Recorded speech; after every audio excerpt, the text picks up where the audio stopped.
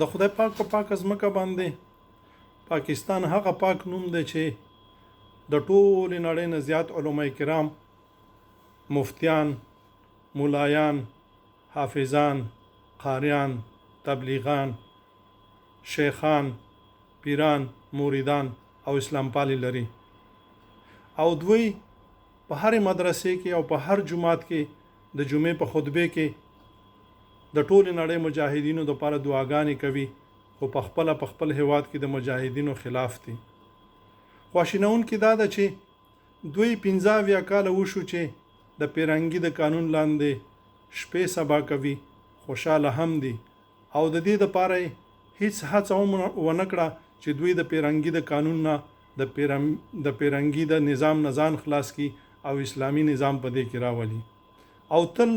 د دوی علما کرام او د دوی هغه کسان چې پیژندل شوي څیرې دي د لپاره په ژمنې سره وایي چې د ټولو ناول موږ د لپاره پاکستان دی او خدای د پاکستان حفاظت وکړي. پاکستان ځکه دوی غواړي چې پاکستان جوړ شوی د پیرنګي په لاس دی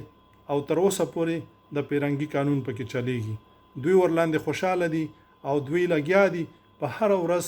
په زرګونه علما کرام تربیه کوي، خو یو په دوی کې نه راپاسي چې هغه د پیرنګي د خلاف قانون د خپل مجاهدینو سره غږ اوچت کی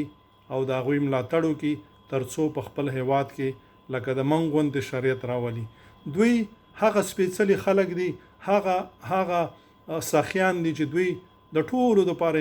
اسلام غواړي، ټول غواړي جنت ته ولېږي، خو خپل ځان ته د پیرنګي نظام غواړي او د هغې لاندې شپې سبا کوي. نور نو قضاوت پتا